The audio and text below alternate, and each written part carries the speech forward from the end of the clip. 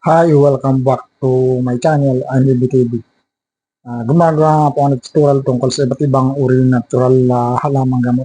Nagtuturo din po ako ng vlogs tungkol sa mga natural halamang gamot.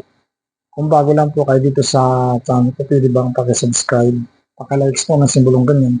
Huwag na rin pong kalimutang i-share sa friends and family kung mahilig kayo sa ginagawa ko mag-tutorial pag-vlog sa iba't ibang uri ng natural halamang gamot. Okay, hindi ko na po papatagilin.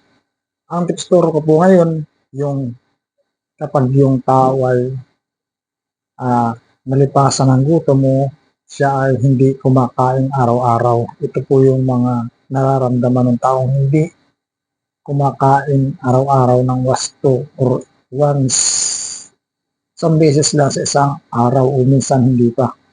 Puro tubig na lang iniinom niya. Ito kasama na po dito yung bata saka matanda. Tips number 1, kapag yung tao ay hindi kumain, ito yung gawin ninyo. Kung siya ay nagsisinungaling, yung anak niyo, halimbawa nagsisinungaling, pag sinabi sa'yo, mama, papa, daddy, mami, kumain na ako.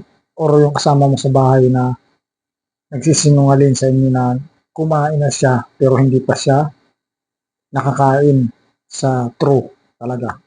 Ito yung gawin ninyo kapag ganyan. Hipuin ninyo yung katawan niya. Kapag yung katawan niya, hindi normal yung init, at hindi naman siya nilalagnat, hindi masama yung pakiramdam niya. Ang ibig sabihin niyan, hindi pa siya kumakain. Then, nagpalipas siya ng gutom. Yun yung mga sign ng tao ay palaging nalilipasan ng gutom or hindi talaga siya kumakain ng wasto sa oras at hindi talaga siya kumakain kahit may kakainin. Yan yung tips number 1.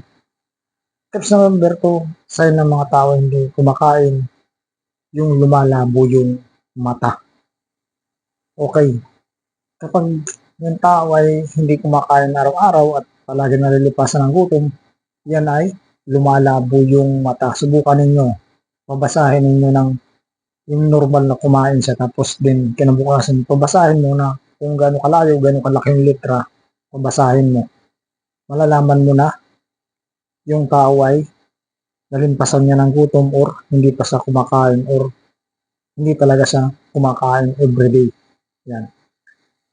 Pwera na lang kung siya ay may sakit or meron siya na katarata or malabo yung mata niya, hindi na siya kasama dito sa tips tutorial or ganun. Ito yung normal lang na nararanasan ng tao na hindi kumakain. Yan yung tips ko, tips number 2. Tips number 3, malalaman mo yung taong hindi kumain or nagpalipas ng gutom, yung kahit siya ay nakahiga na sa gabi, natulog na siya, sobrang init pa rin ng katawan niya, tapos sumasakit yung ulo niya. Dumadaan siya ng sobrang sakit ng ulo niya, na sobrang init ng katawan niya kahit hindi siya tinatangkaso, hindi siya nilalagnat, wala siyang ibang sakit. Yan yung mga sign yung tao ay nalipasan ng gutom, nagpalipas ng gutom. Sign number 3. Sign number 4 na yung tao ay nalipasan ng gutom, makikita mo yan, yung kulay ng balat niya hindi normal, maputla. Kung nakita mo nung kahapon, din kinabukasan, ibang kulay niya, tapos sinabi niya sa'yo, ako'y nanghihina, tapos nasakit ng ulo ko, medyo nasusuka ako, hindi naman siya buntis, wala naman siyang sakit, hindi naman siya high blood, hindi naman siya low blood, etc. Wala siyang mga sakit. Yun. Kapag ganun yung sign na sinabi sa inyo, yung tao na yan ay hindi kumakain o nagpapalipas ng gutom. Tips number 4. Tips number 5, kapag yung tao ay nalipasan ng gutom, papansin mo yan, dati ay sobrang bilis magtrabaho. Then pagdating ng kinabukasan, sobrang bagal na magtrabaho, tapos sasabihin, pinapanghina siya. Then inaantok, matamlay, walang gana sa trabaho. Then yung nga, mainit yung katawan niya, namumutla yung kulay ng balat niya, ganun din yung mukha niya. Yun yung sign na yung tao ay hindi na kain. Tips number 5. Tips number 6, sign na yung tao ay hindi kumakain, yung kahit naligo na siya or kahit nasa malamig na lugar siya, palagi siyang pinagpapawis kahit wala siyang sakit na subo, pasma, walang sakit siya, etc. bago check up siya, normal. Kapag yan ay nasa loob ng aircon or normal na temperature, pinapawis siya. Then sobrang init na ang katawan niya, tapos nanghihina siya kahit yung location niya ay maganda para sa katawan ng tao. Yan yung tips number 6. Tips number 7, sa'yo ng tao ay hindi kumakain. Yung kapag pinakain mo,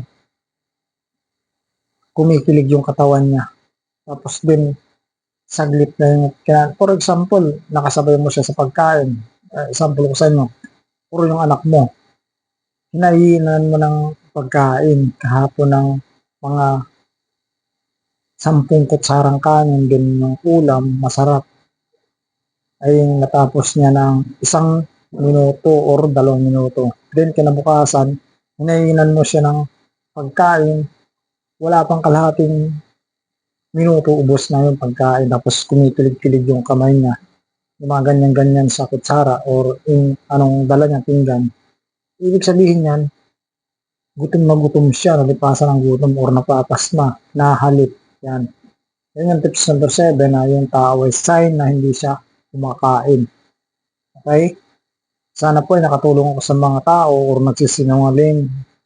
May nagsisinungaling na hindi kumain na siya, anak man mo o anak ng iba or kasama mo sa bahay, grandma mo, grandfather o father, mother, mommy, daddy, etc. Anumang karelasyon mo at nagsisinungaling sa iyo na kumain na siya, yan yung sign na dapat matutunan niyo yung tao kapag siya ay nalilipasan ng gutom or hindi talaga siya kumakain.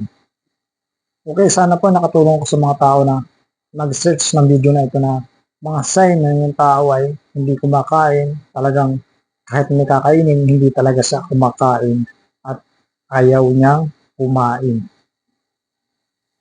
Thank you for watching, subscribe and like sa bago lang dito sa channel ko kung gusto niyo itong ginawa kong tips tutorial tungkol sa hindi kumakain ng normal at hindi talaga kumakain, bata, matanda, etc. Ano man ang nag-search ng video nito. Thank you for watching and bye-bye. Mabuhay kayong lahat.